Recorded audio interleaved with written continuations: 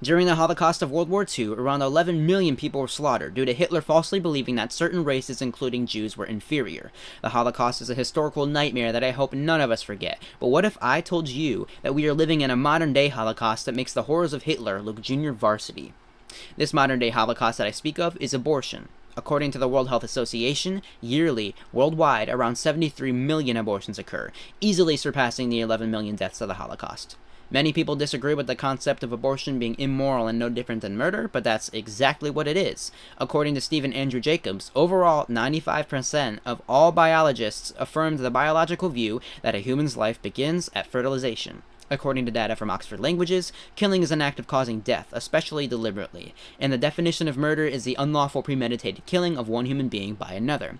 If an individual is educated in basic biology, he or she would know that it would be invalid to consider that an unborn baby is not a human being, just like it would be invalid to believe that a fetus of any other species shouldn't be classified as that specific species just because it hasn't been born yet. Linguistically, the fact that murder is the unlawful premeditated killing of one human being by another, and biologically, if a human fetus is in fact a human being, logically, abortion is murder. Still not convinced? Here's a pro-choice perspective from a woman by the name of Mary Elizabeth Williams, a supporter of abortion, who wrote an article titled, "So What If Abortion Ends a Life?" Here's a direct quote from that article. "Yet I know that throughout my own pregnancies, I never wavered for a moment in the belief that I was carrying a human life inside of me. I believe that's what a fetus is, a human life, and that doesn't make me one iota less solidly pro-choice." End quote. I find this quite shocking. This woman straight up admits her belief that a fetus is a human life, and yet she's ignorant enough to not waver a single iota in her pro-choice beliefs. A single iota. I guess I just don't understand the level of absurdity that's being presented here. Just know that an unborn baby is a human being. Even Mary Elizabeth Williams, a supporter of abortion, realizes that. In some cases, when a pregnant woman is murdered, the murderer is charged with a double homicide. Why is that? If a fetus isn't a human life, then why would someone who killed a fetus be charged with homicide for the fetus that was killed when abortion in most states is legal? Now, just to be clear, I'm not excusing criminals who commit the sinister crime of fetal homicide. I'm actually pointing out the cloaked criminals of society that aren't being brought to justice, and addressing the fact that when fetal homicide comes to be from an abortion, in most states it's illogically considered lawful. Notice how the law in this instance completely contradicts itself. In at least 38 states, fetal homicide laws exist, giving an unborn child its right to life, unless the mother wants to kill the baby. Then all of a sudden, everything's A-okay. A ridiculous argument that pro-choice individuals brandish is the famous saying, "My body, my choice." We've already established that a fetus isn't just a fetus, it's a human life.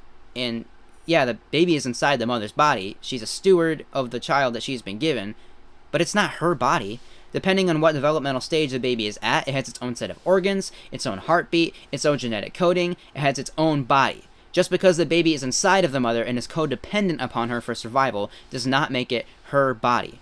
If it were, then we could apply this method of reasoning to many other things. For example, I could say that the government should lift all restrictions on drug and alcohol use because, after all, it's my body. But that's just not how it works.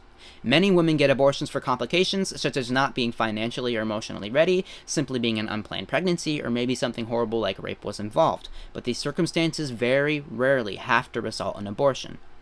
And there's another wonderful option available rather than killing your child, such as putting the baby up for adoption, so that the child gets placed in a home and is adopted by a family that can support him or her. Keep in mind, adoption is an option. Another way people attempt to justify abortion is by stating that it's for the health of the mother. But this is terminological trickery. The health of the mother can mean many things. From what I know, this can include physical health, but also mental, emotional, and even financial health. As far as I know, there are some rare cases in early stages of pregnancy where we know that the fetus isn't going to develop and could potentially end the life of the mother. I would say this is the only exception for having an abortion, and I'm not talking about later on in pregnancy where the baby has some chance of survival, because even if there's a sliver of a chance of survival, even a sliver, that's a life worth attempting to save. I'm talking about when the fetus during early developmental stages has no chance of even developing. An example I can think of would be an unfortunate situation where the fertilized egg gets stuck in the fallopian tube on the way to the uterus, and simply can't be saved. But scenarios where the life of the mother is at risk like this are very rare. Dr. Anthony Levatino, who's formerly performed over 1,200 abortions, said this: "During my time at Albany Medical Center, I managed hundreds of such cases by terminating pregnancies to save mothers' lives. In all those cases, the number of unborn children that I had to deliberately kill was 0. End quote. In other words, instead of aborting the babies, he attempted to deliver them. Also, according to Human Life International, medical science has progressed to the point where an abortion is never necessary to preserve the life or the health of the mother. So all that to say is, abortion is wrong, it's evil, it's wicked, immoral, and it is murder. Yes, you do have the right to make your own decisions, just like I have the right to make the decision of killing another human being, but that doesn't make it right, and that doesn't mean it should be lawful. Also, if anyone has the right to live, it should be the unborn, and I say this because they haven't even been given a chance to live yet, and it's also the most innocent stage of our human existence. And I don't know, maybe you've had an abortion, or have a procedure scheduled to take place in the near future, but what I do know is that every action has a consequence. I'm pleading with you right now, please, do not end a life that has already begun. Life is a gift, and is something that we take for granted. So please, choose life.